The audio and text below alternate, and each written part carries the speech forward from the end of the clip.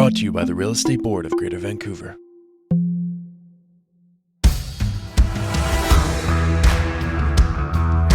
Standards Matter, a podcast about professionalism and accountability in real estate.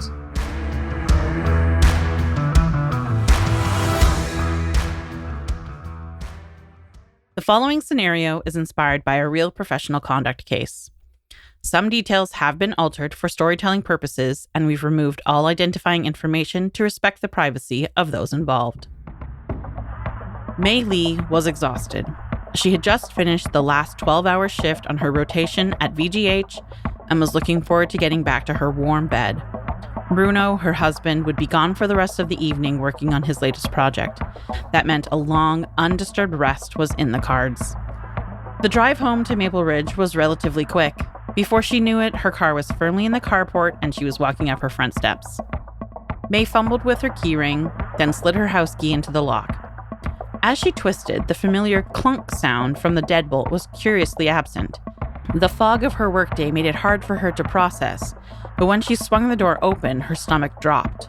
The back patio door of her kitchen was wide open. That's when it clicked. The front door was unlocked. 1,000 thoughts churned through May's head. Did someone break into the house? Were they still there? Should she go in or call the police? Through the panic, it came to her. The lockbox. Her realtor, Danny Marin of Exhibition Realty, said there was someone coming by to see the home that morning. But surely they wouldn't leave the door open, would they? After a flurry of calls, first to Bruno, then to Danny, May turned from panic to angry. How could anyone be so irresponsible with anyone else's home? She soon learned that Danny wasn't able to attend the showing, which she had told Bruno. She also learned that Danny had assured Bruno that even if he wasn't able to attend, a licensed realtor was there to make sure the lease home was safe. At least, there should have been. Welcome to the Standards Matter podcast, brought to you by the Real Estate Board of Greater Vancouver. I'm your host, Andrea Westaway. In each episode, we explore scenarios inspired by real professional conduct and arbitration cases to give you practical insight on how to strengthen professionalism in real estate and serve your clients better. Our professional standards advisors vet and approve all information in this podcast. This episode, we look at security. Our clients trust us with their homes, and what happens if we fail to live up to this trust. We also ask cybersecurity expert Steve Chapelle how you can keep yourself and your business secure from the online security threats we face. Now, back to the case. Calling it a busy market would have been an understatement for Sue Levitt of Happy House Realty. She had been up to her eyes in buyers and sellers for months. While she normally stuck to City of Vancouver listings, her clientele was starting to age and her buyers were looking eastward to the suburbs. This meant she was not only busy with the business of buying and selling, but she was starting to face longer commutes between appointments. It was worth it in her eyes, especially if it meant retaining some of her favorite clients. Over the years, she had made lasting relationships with a number of families, particularly the Fields. Jan and Zeke Fields were one of Sue's first clients. She saw them grow from a young couple in a tiny Marpole apartment to a mature family unit with 2 kids in an East Van duplex. But with a third on the way, they too were looking out east at Maple Ridge or Pitt Meadows for more room to plant their roots and see their family grow. Sue jumped at the opportunity to help them find their next home. And while she wasn't quite comfortable east of Boundary Road, she was excited to see this one through. Sue's excitement, however, soon turned to frustration when the busy market started to wear thin on the Fields. 3 months and several failed offers later, the Fields were tired of being outbid. Compounding matters, Sue's business downtown had picked up, and the trips to Ridge Meadows were starting to stretch thin. Her sleep was suffering, and she was feeling physically unwell. But she was determined. She crafted a new strategy for the Fields, which was followed by a new tour scheduled for the last weekend in May. After a long back and forth with the Fields picking out listings, she hit the phone for days, calling her Ridge Meadows colleagues to schedule a jam-packed day. It went smoothly until she called Danny Marin of Exhibition Realty. His 1980s bungalow was perfect, and it was the home they wanted to see the most. It had a gorgeous backyard with a cement patio and extensive garden that the green thumb Zeke was particularly keen on. Unfortunately, Danny wasn't available that weekend to show it. Danny pitched the idea of using a lockbox so Sue could show it herself. Sue was hesitant. She hardly ever used her lockbox account. Showings just weren't done that way downtown, but she wanted to make it work, so she agreed. Danny said she needed to be out of the home by the afternoon and that she absolutely needed to be there to show it. In fact, he mentioned it was placed clearly in the realtor marks on the listing, something he started doing lately with the busy market bringing more unfamiliar realtors out to the area. Sue confirmed that there was no security alarm, then agreed to Danny's terms. After the call, she went searching for her lockbox card. After a whirlwind week, the tour weekend came around and Sue was feeling miserable. Her sinuses were stuffed and her head felt like it was wedged in a vice. The morning portion of the tour went well, but by 11, Sue was at her limit. The field seemed understanding, but their disappointment was clear. They wanted to see a few more homes, especially the little bungalow they had booked next. Sue could tell the fields were more upset than they were letting on. She wanted to do something. Then it dawned on her. The lockbox. She fished out her lockbox card from her bag and passed it to the fields. She knew them. They were trustworthy and respectful people. She handed them her card, gave them a quick rundown on how to use it, and said her goodbyes. The seller would want such motivated buyers to see their home, she thought. Sue made her way home for some much-needed sleep. Before long, though, the buzzing of her phone woke her up. It was Danny, and he was livid. Not only had the fields left the door unlocked, they had left the patio door wide open and had tracked mud through the home. "How could you have let this happen?" Danny asked. "Have you never shown a home before?" "I didn't," Sue shot back defensively. Danny paused. "You weren't there?" he asked. Sue hesitated, then relented. "No," she said.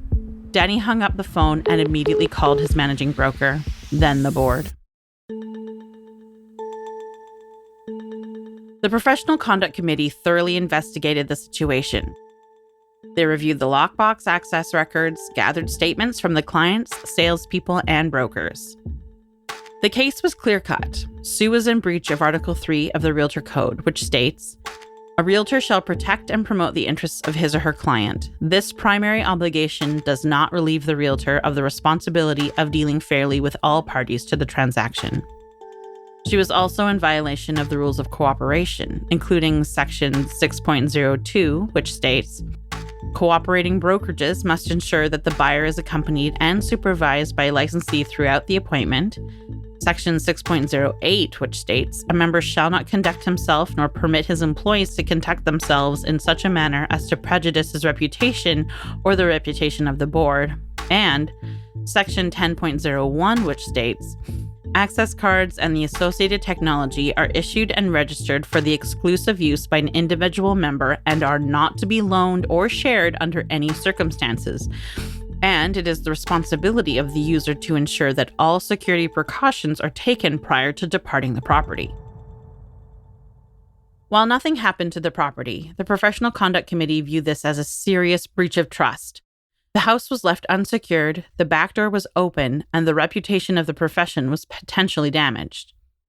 With that in mind, Sue consented to discipline, which included mandated education at Sue's expense, a 1-year suspension to lockbox access, and a $15,000 fine. We sat down with our ethics guy, Kim Spencer, to discuss what Sue could have done differently in this situation to satisfy both her clients and her professional obligation.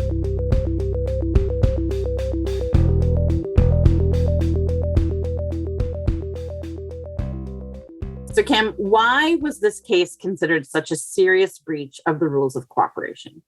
Well, it's serious because it doesn't just involve a fairly common and garden dispute between two members, which sometimes arise, different business models, things like that. Two members disagree on how something should be done. This is in another dimension altogether. What you have here is you've got a member giving access to someone's home without them being there and all the potential difficulties that can arise from that. And to make matters worse, the home is not left secure. Can you imagine the newspaper article or the media article that could have resulted from this and the damage that would be caused to our collective reputation by it? It's a really big deal. Yeah. Yikes. So lockbox usage isn't universal. For example, Fraser Valley Real Estate Board members use lockboxes at a much higher rate than REBGV members. What can a member do if they're not familiar with expected lockbox etiquette in the area they're looking to do business in? Well, it seems fairly obvious, but I guess it's not all the time.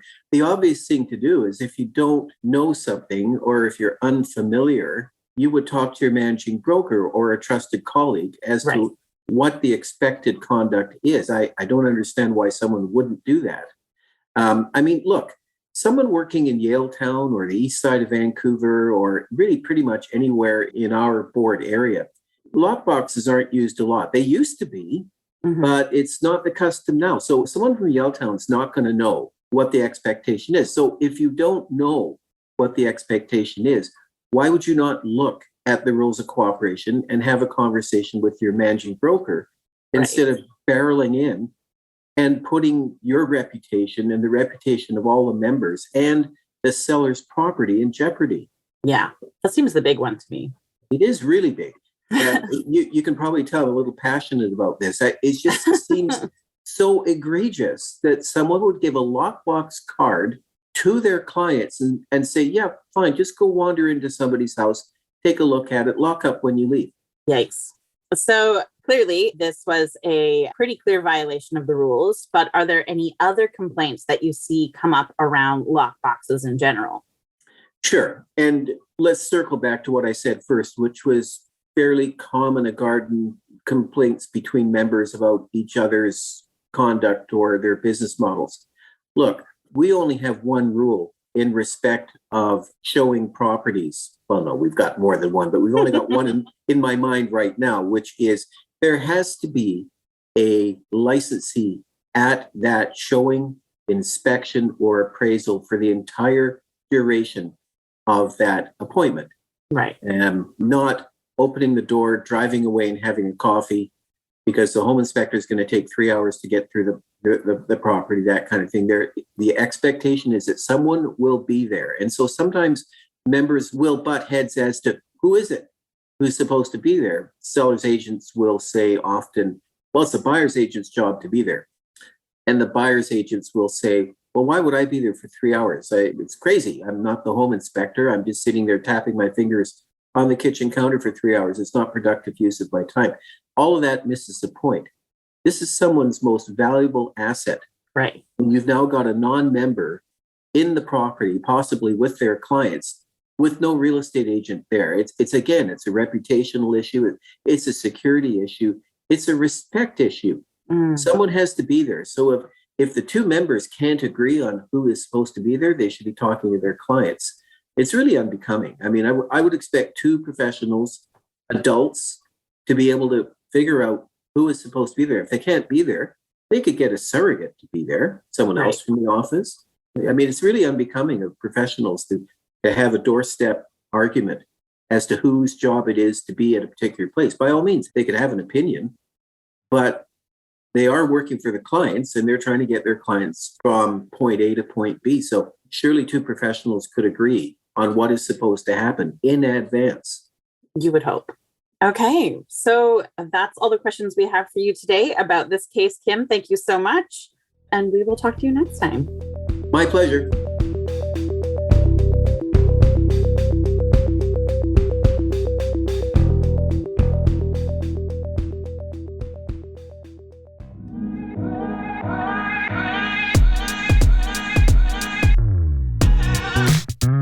The rules of cooperation are designed to help keep lockboxes safe to use, but they can't cover every security threat. Recently, cyber criminals were able to gain access to lockboxes by first hacking realtors' email accounts to steal their login information. Attacks like this not only cost you time and money, they can harm your clients and damage your reputation. To help protect you from this activity, we invited cybersecurity expert Steve Chapelle to the podcast.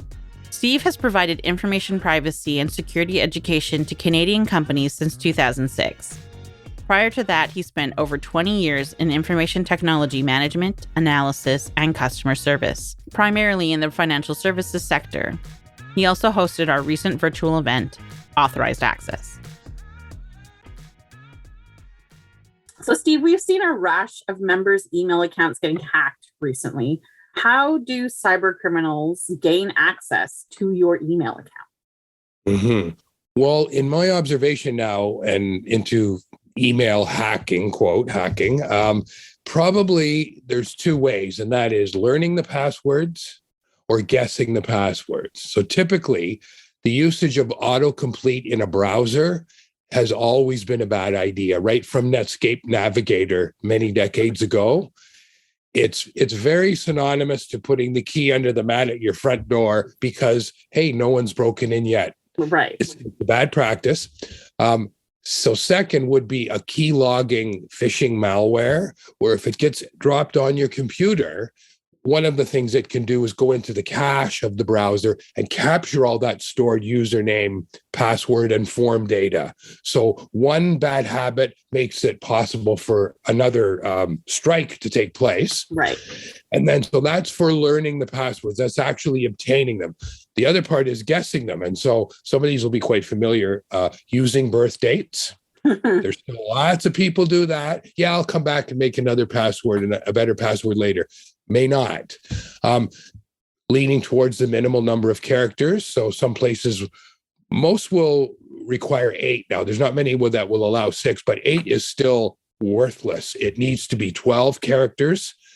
Not using common passwords that can be looked up on top 10 passwords of 2021, Yikes. Submitted anonymously from various databases for articles. Somebody can just look through them and try all 10 of the favorites from 2021. And, every fifth person's possibly using one.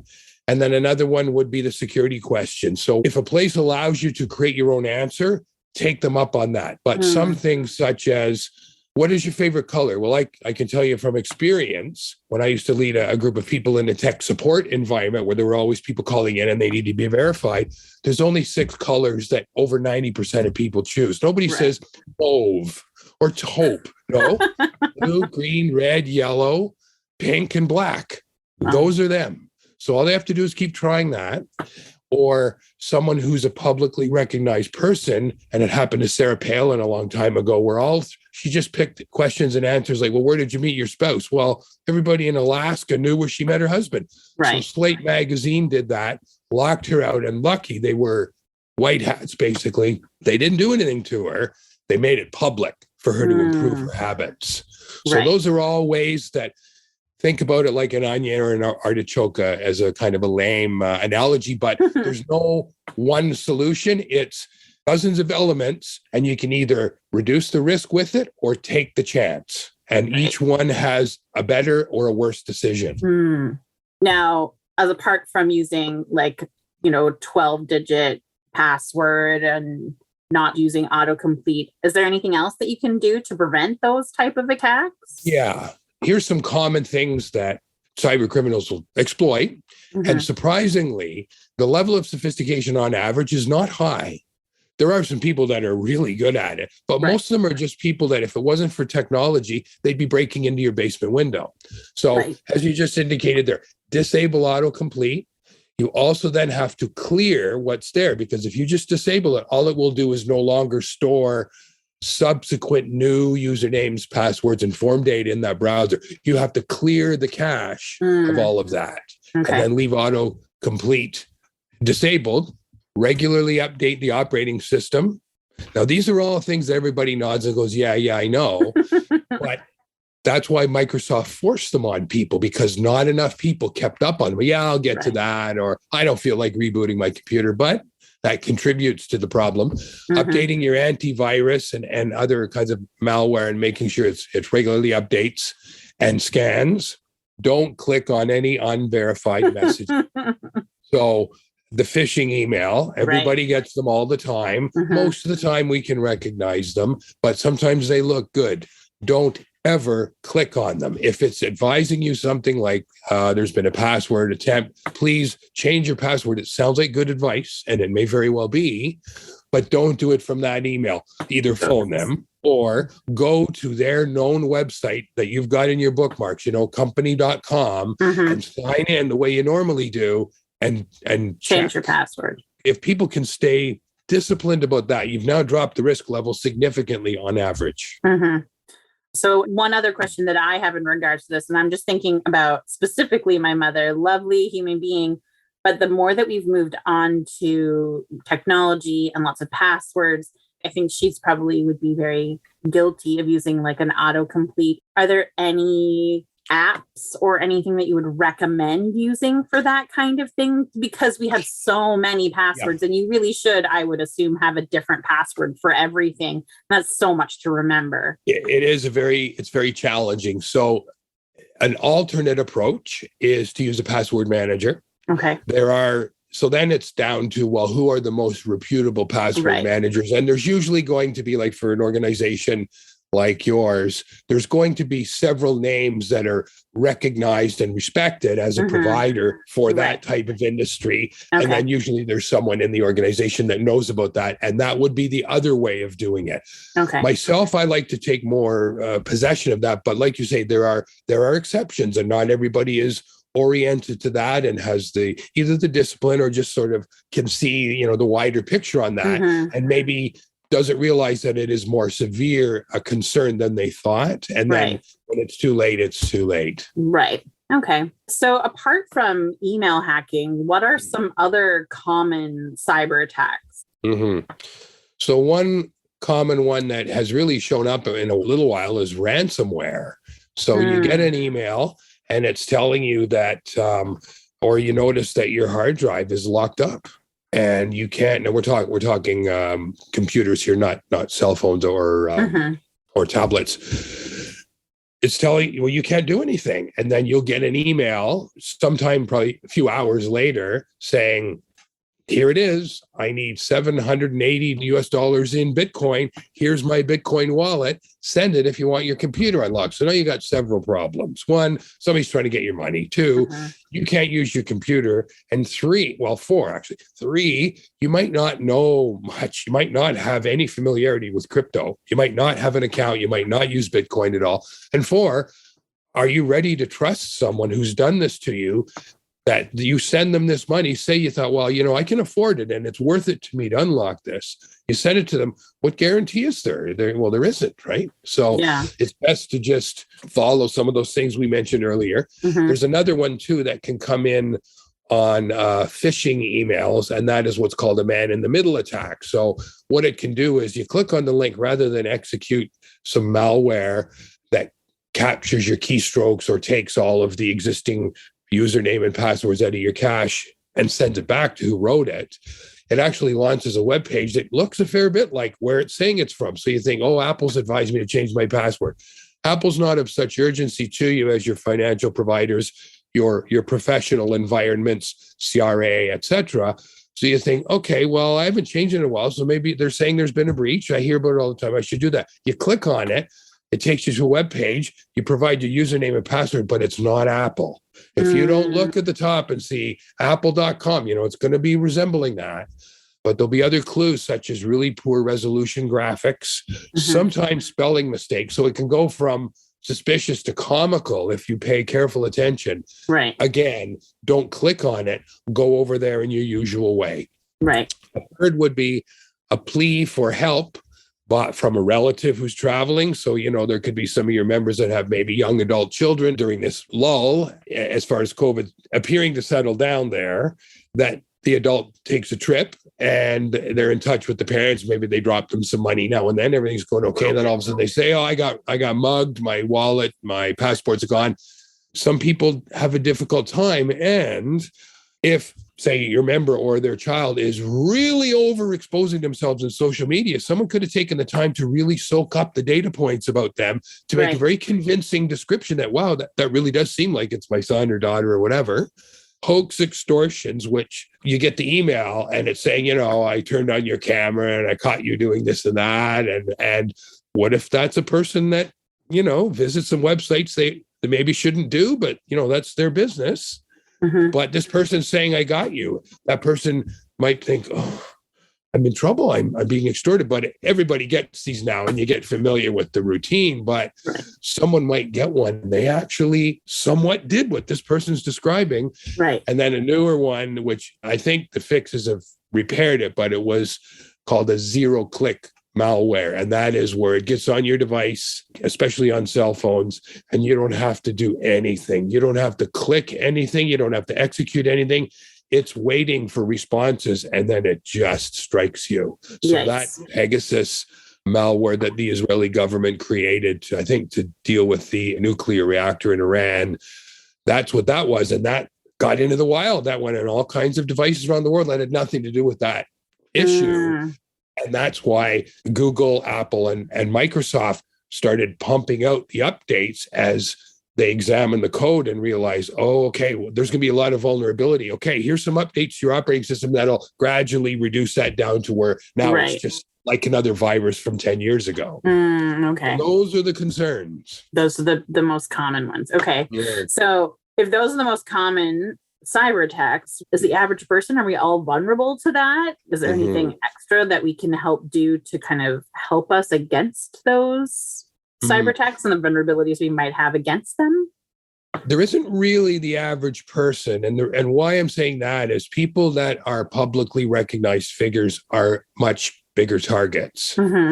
So people, politicians, entertainers, the heads of an airline, head of a bank, that kind of thing. So they're not actually seeking celebrity, but they are clearly recognized. Their importance and value as a target is unmistakable. Okay. From them, it can come to their family and acquaintances. So those people doing too much unloading of private information on social media is 1 degree away from the high value. Right. Vladimir Putin's daughters were taken right off of TikTok, I think it was, or Instagram, where they were, influencers and so forth, but they were just shut right down because by the Russians, because obviously that would provide an access to the way we're talking about. But in general, so what could be applicable to everybody would be misunderstanding the distinction between everyone's need for electronic communication and the attraction of a social media platform like Facebook or Instagram. There aren't two internets. There's one internet, and everybody uses it. There isn't one for us because we're good guys, and another one where the criminals hit all the people that are really rich and kind of deserve it for their success or their bad attitude, whatever. No, we're all in the same pot. From my observation, the vast majority of social media content and a large part of messaging should not have been simply donated to multinational corporations, primarily outside our borders, to trade and sell indefinitely. So I'd say that's probably, like, it was hard to narrow down absolute priorities, but I would say the needless sharing of information and donating it to multinational corporations that are for us in another country, and then doing it over and over and over, that sets up an environment where you become an easy target. Then throw in the password concerns and several other poor habits, and if somebody wants to get you, they're going to get you. Okay.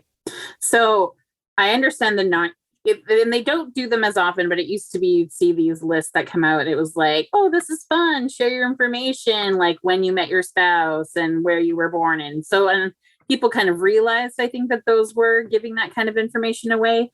But apart from that, a lot of our members do use social media as a marketing platform for their business. Like, it's a very important, and it has become a very important aspect to trying to make their face known in a very busy market with a lot of members. So how can you kind of balance that? Yes, because you don't want to miss out on the potential and the value of it. And to say, well, you can't have both privacy and public electronic success, but it was more about developing new habits that no one handed us a handbook in the early 2000s said, here, study this and be ready when the tsunami of the electrons comes on us. Nobody did that. So I'll put it this way. A public-facing, results-focused professional, such as a realtor, has the seemingly competing interests of making themselves familiar and approachable to prospects while protecting their own privacy and the property of their customers. So I would say that right there's the competing interests, right? Yeah. Professionals in the public eye often take part in social events such as a fundraiser. So this could be, like, I've seen that when I was getting familiar with your board and some of the other ones in Vancouver. You just see what the realtors and the brokers, they take part in a fundraiser. sometimes they were personally touched by the cause, like a leukemia or hurricane, or just anything like that, where someone they know or themselves. So they raise funds, which has got the additional benefit of public exposure. So when somebody needs to think about listing the house, they remember, oh yeah, I know a name, and this person got involved and gave their time at this good cause. So there you go, right? A couple of thumbs up. But every piece of information and image is a data point that can be aggregated with public information to build a detailed picture of the user's life, right? So everybody's kind of clear on that. And there are a range of interests continuously doing so. So people like myself, that I wanted to get contact with the realtors in Southern BC, so I had to start somewhere. Just call up and say, oh, blah, blah. You need to learn a bit about the person so you can actually have a genuine conversation. That's what they want. Maybe not so much when you're a provider, but certainly for a customer. It's all the same, though. So I would say that I would summarize it in two ways here. Okay. So two things to do, like to perform some diligence. So perform some variations of detailed web searches about yourself and ask several trusted acquaintances to do the same thing. Then examine, I'm not talking about 5 minutes. I'm talking about for half an hour, maybe once a day over a week or two, because if you've been at it for a long time and you're quite an outgoing, involved person, many realtors are flabbergasted at the size of the digital footprint out there. Right. So examine the results and determine if they're suitable for a person of their profile, and then resolve any problem before adding further. So this is an audit you're doing on yourself. So some of the realtors would have been involved in other kinds of careers previously, or they may have started in the real estate industry, either made some glaring mistakes or just weren't successful, gradually got better at it, stopped making some of the mistakes, started to do better presentations of themselves publicly. But there's that embarrassing or worse stuff out there. So hunt it down, figure out a way to get rid of it. If it's on their Facebook page, there's an easy place to start, but I'm talking about other places too. Right. The second one would be, at every single opportunity to communicate online, they should ask themselves, do I need to send this message to the recipient or post it on a public website? And is this the most appropriate, private, and secure environment or platform to do so? Now, that last one's kind of a mouthful, but if you don't know the answers to that, it's your security. It's the security of your career, your finances, your family, the building you live in, the professionals you work with and for. It's more serious than the average person sees it. Right. I wouldn't say takes it, it sees it. So I would do an audit on themselves and just get rid of the things that don't need to be there, and stop just thinking, well, I haven't posted something in a while. Well, keep it that way till you can explain to yourself why you should do that. Right. Okay. That's interesting. It's certainly something that I've never really thought about doing an audit, but I feel like I'm not a realtor, but I can imagine our members, it's possible they haven't thought of it either. It's probably something we all should do, going back, been on the internet for a while now. So going into that direction, apart from that device, is if there was just one piece of advice that you could give to somebody who's concerned about their privacy and cybersecurity, what would it be? Is there? I would say a reminder, or maybe not even a reminder, pointing out that we are our own public relations department. Okay, whether we are fully self-employed, work for someone, or in a partnership, we are our own public relations department. And as I touched on earlier, everyone needs to communicate. Everyone has plenty to hide. So I say that because so many people say, well, I've got nothing to hide. There's never been a person born who has nothing to hide. That is not to be confused with having done wrong. Okay? Social media, because otherwise there wouldn't be, why would we put curtains or shades or whatever on our bathroom or bedroom? Why would there be usernames and passwords? If you've got nothing to hide, who cares if someone gets into your account? Well, because when it's really hot, why can't we just go out for a walk or a jog naked? Everybody's got a body. Everybody is naked under their clothes. What's wrong with it? The answer is because it's not a good idea. Right. Not to be confused with having done wrong. I said that, yeah, social media is for the most part a global advertisement. Okay. Mhm. Yet most people are not selling anything in their ads. I'm Right. talking about Facebook and Instagram pages, that kind of thing. They're Mhm. donating private, confidential, and possibly dangerous information to anonymous strangers, primarily outside the borders of the country. Now you're subject to the laws in that country. So if you make a boo-boo, you've done it in 2 countries. Mhm. Everything that's posted or sent should have a definable, measurable purpose to all message and post. It needs to be instinct, and it's Okay. not for enough people yet. Right. So apart from that, and all of that has been such really good information, is there anything else, any last piece of information that you'd like to add for members to know, for the public to know? Right.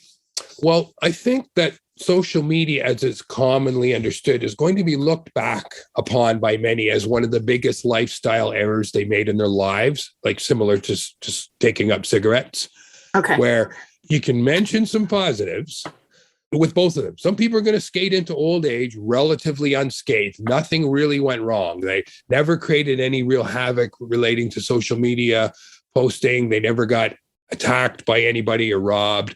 Same with, the person could be a cigarette smoker until they're, in their late 80s and they pass away of other things. It never seemed to matter. Mhm. Some people are going to get hurt shockingly early by things that they posted in social media. Mhm. And many others, if they're honest, they might be surprised to recognize elements of addictiveness, herd behavior, and narcissism in their online footprint, Mhm. and that they were manipulated and mocked by figures such as Mark Zuckerberg. But they kept doing it.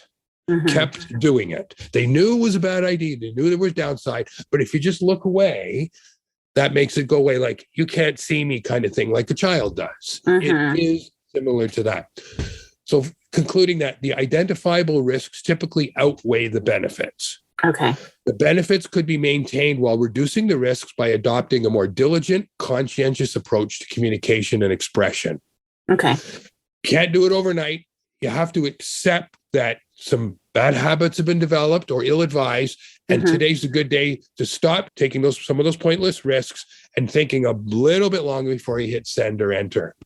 Fair enough. Seems pretty, I'm not super straightforward because habits develop over time and, can be hard to break. But like you said, today is a good day to start trying to break that habit. So, all right. Well, that's excellent. Thank you so much, Steve. That's been such a really great information. I think our members will really appreciate it. I thank you so much for taking the time to speak with Standards Matter today. It was a pleasure. That's a wrap on episode 4 of Standards Matter. I've been your host, Andrea Westaway. We plan to regularly produce new segments to engage you in conversations about standards, accountability, and professionalism in real estate. If you have a question for us, reach out on REBGV's member Facebook group or shoot us an email at standardsmatter@rebgv.org. For more information on professionalism, including our conduct and arbitration cases, visit our member website at www.rebgv.ca. On behalf of the Real Estate Board of Greater Vancouver, thanks for listening.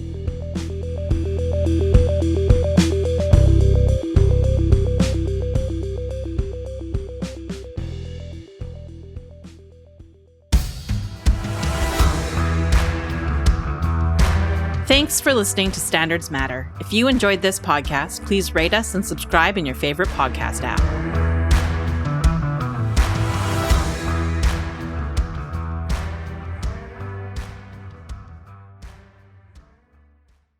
Brought to you by the Real Estate Board of Greater Vancouver.